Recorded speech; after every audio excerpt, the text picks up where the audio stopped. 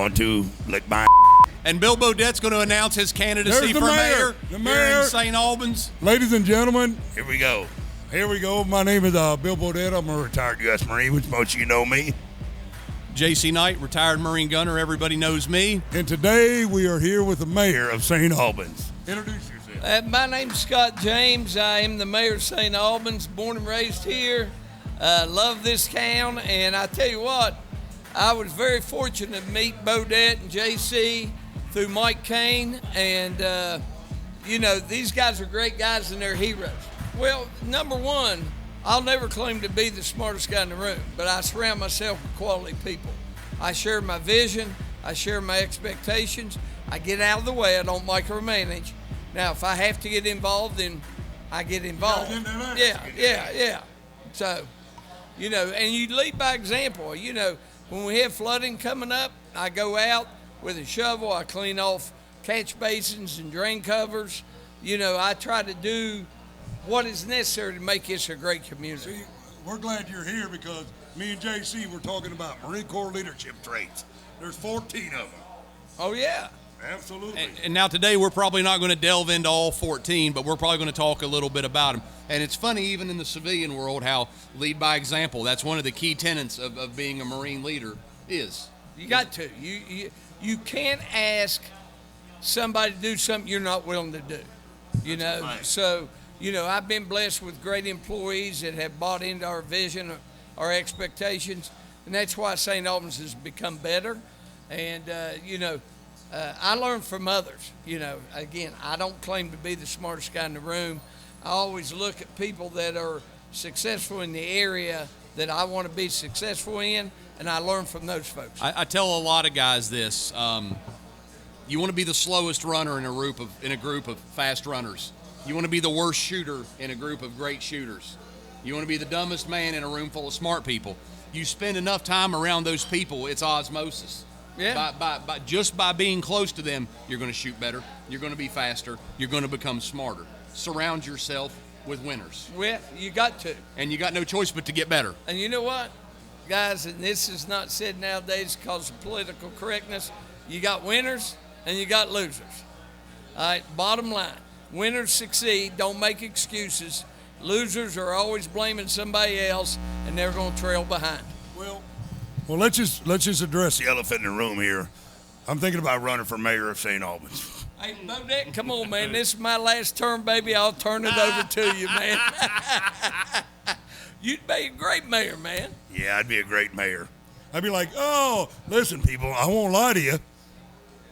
Yeah. I banged her. Yeah. I did it. Yeah, I did it. Now let's talk about the schools. Let's talk about our roads. Let's talk about it's really important. Yeah, I banged your wife. Get over it. Yeah. You'll be all right, buddy. If she's okay, I'm not stealing her from you, but you do what you got to do. The bottom line is, Straight from the mayor, ladies. hey, social media. I'd like to see how you react to that. Oh gosh, that is the worst thing. Social media is the devil. It makes keyboard warriors out of cowards. People, I grew up talking face to face. Keyboard warriors. Yeah, face to face with people, and let's talk about it. Like adults, they want to get behind those keyboards, and they want to lie, all right, and they want to trash people, and they have no idea what they're talking about. Facebook and social media is designed for pussies that love to fight but are scared to take a fucking punch. You're exactly right. I always say, come to my office, let's sit down face to face, and that way I can explain, what our process is, what our laws are. You might get the answer you want to hear, you might not. But let's do it. Mr. Mayor, have you ever thought about punching somebody in your Political career. Many times. Hey, and I'm going to tell you what, I'm blessed with a wonderful wife that keeps me grounded. I'll be doing this, and I'll be ready to pick the phone up and call somebody and say, come on up. And Becky says, no, stop. You know what this sounds like to me? The great poet Road Warrior Hawk once said, there's two types of people in this world. There are weasels. And there's weasel slappers. I think the mayor is a weasel slapper. You're a weasel slapper. Hey, baby, let's go. Yeah. Well, you got my vote. Well, hey, Bodette, it was good seeing you guys. JC, good Mayor, seeing you, yes, sir. man. Good seeing you. All right, we appreciate your all service to this country, and you two guys are heroes. There's no doubt about it. Happy to be on the team, Mayor. Yes, sir. Thank you, sir. Yes, sir. Yes, sir. That was good, buddy. Let's get back at it. Man, holy Christ. Yeah, right. How do we follow that? So we're not going to talk about the whole entire acronym of JJ Did Tie Buckle, but let's talk about some of the traits that are near and dear to our heart. The number one. That's near and dear to my heart. You already know. It's loyalty. Loyalty is hard to top. Loyalty. If you do not have loyalty, To each other, then you have absolutely nothing. And I know we've both seen Nothing. we've seen in our time where, you know, again, we talked about this earlier, you know, smiling down the pole and up it when need be. Your men need to know that you're willing to go to the mat for them. You're willing to take one on the chin. because I'm loyal to them, and you were loyal to them. You know, a lot of times, young troops, young Marines, have been over so bad because their staff NCOs and their higher up were not loyal to them. They were loyal to themselves. And I've seen it, and you've seen it. That, man. The reason I got promoted wasn't for me, it was for the boys. That's loyalty. I get promoted for them. Any position you hold in leadership is there to provide a service. Yeah, it ain't for you. It ain't about you. It has zero about you. You know, Sure, it comes with your advantages, sure. and good things come from getting promoted, yada, yada, yada. But bottom line, your main purpose to get promoted is for your boys, to help from here down. It don't go from here up, it goes from here down. And what a great feeling when you've built a relationship with your folks where maybe they fucked something up or done something wrong. They're still going to come to you and tell the truth because why? They know you're loyal to them and you got their back. You know what? I told my Marines, I said, never ever put me In a position to where I cannot protect you. Okay? So don't ever lie to me. If you lie to me, I can't help you. I can't help you. I said, if you something up, but I can do something about it, or I can't.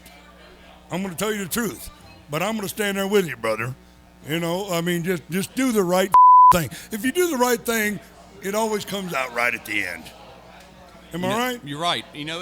There's going to be times, and like this year, with what I do for a living, believe it or not, I've put a lot of my personal capital and loyalty on people, and I've got burned. But you know what? Looking in hindsight, it may have cost me a little bit, but at the end of the day, I wouldn't change it because that's what you're supposed to do. You're supposed to put your on the street for people. No matter how people have fucked you over, JC, does not mean You need to quit doing what you're doing. Absolutely.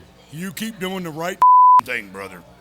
You keep doing the right thing. no matter how bad people over. You do the right. I mean, I'm not saying be taken advantage of, but you keep doing the right Thing. and it's already paid off for you, and it's going to keep paying off for you. You just got to stick with it, man. So Bill Bodette always tells me that there are 3 things he can depend on in this life. So we talk a little bit about dependability. Yeah. I can depend on my mother, Jesus, and JC Knight. At the end of the day, people. Not necessarily in that order. But those are the 3 constants of my life that I can depend on. Your poor mother. Oh, Billy. Yeah. We ain't gonna talk about Big Laura right now. She's a Sunday school teacher in Georgia. Here's to you, Mom. I love you. We talk a little bit about dependability. We talk about loyalty. Let's talk about tact. I have tact. That's the last one I thought you would ever talk about. Talk about tact. Which I absolutely 100% was absolutely terrible at. No, actually, you're actually pretty good at it. I remember when we were in Afghanistan and Said Wally tried to give me a hug. And you forearmed him in the chest. And you said, JC, that's not how we do business. It's a hell of a thing for you to say to me. On your side, he did smell like the inside of a bum's. I think with tact, sometimes you got to learn how to talk to people and pick and choose which mountain you want to die on. You can't. See, the difference, JC, is I hate that saying, pick and choose the mountain you want to die on. I like to think we'll pick and choose on what mountain we want to live on and strive on. Oh, buddy, he done. I yield. I got nothing else on that. There it is. I pick and choose what mountain I will live and thrive on.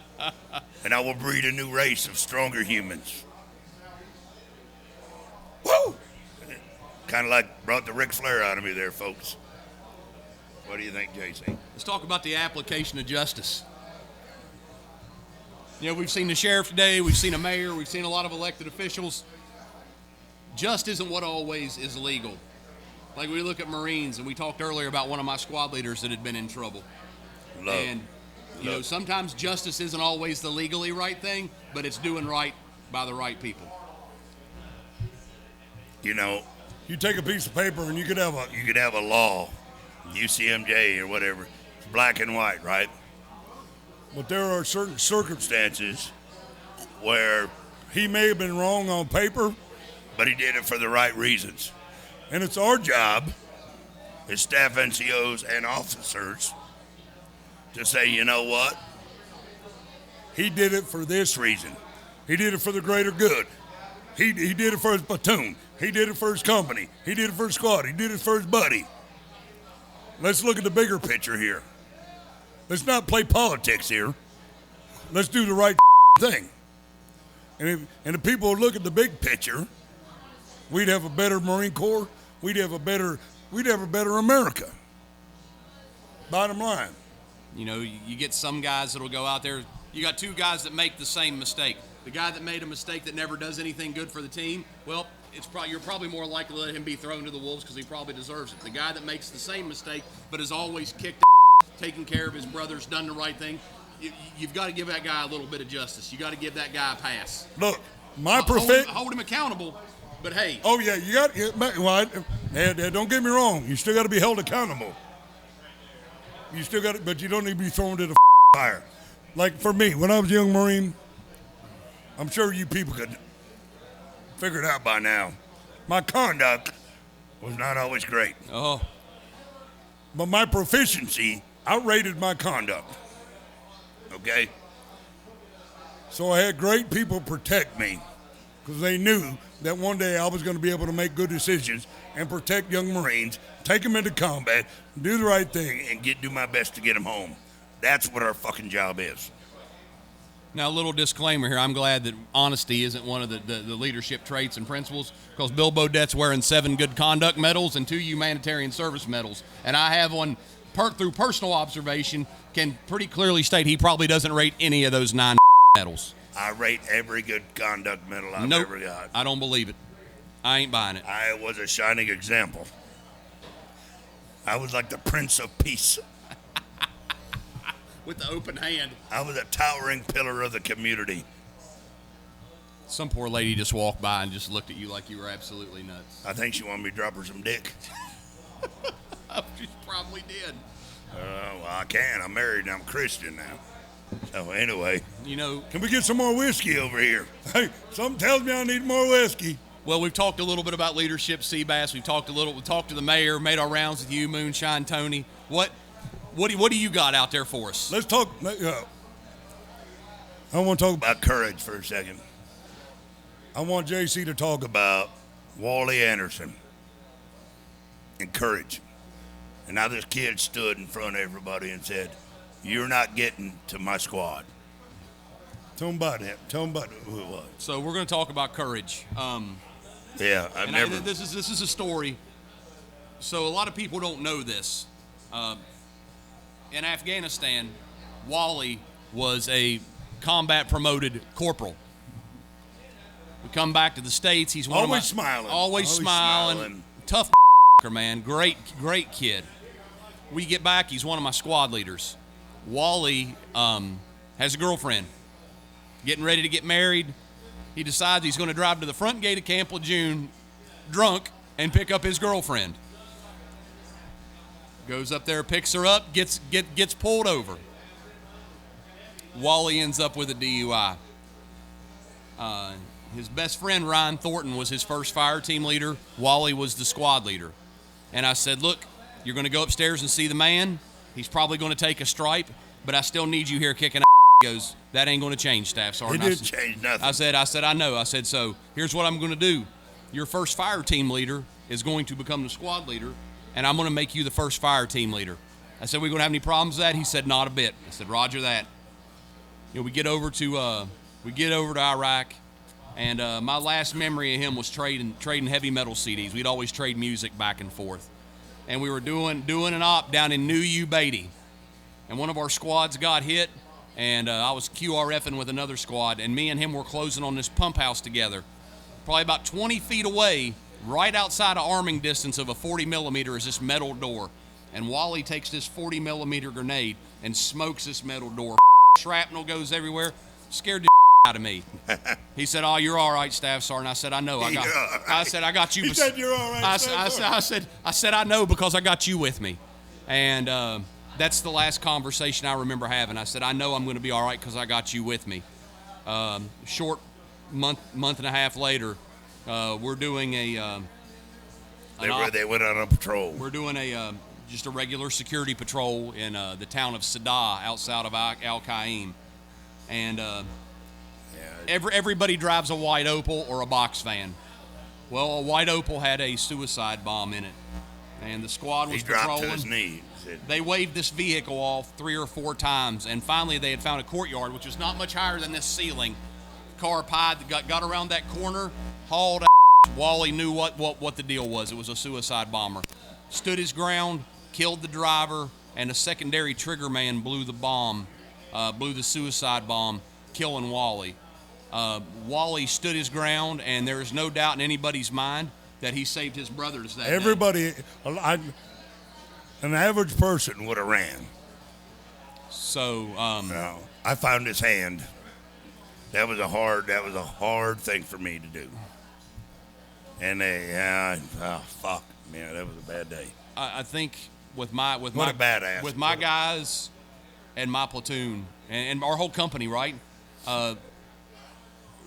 He was a Spartan, man. He went out on his shield. He saved his brother's lives. He gave him home on his shield. He did go home on his shield. A shield. warrior, a badass, respected by all, and last time I seen him, he was smiling and laughing. What a great American, what a patriot and a warrior, and whenever we're together, stories of him get brought up. Guys talk about him, right?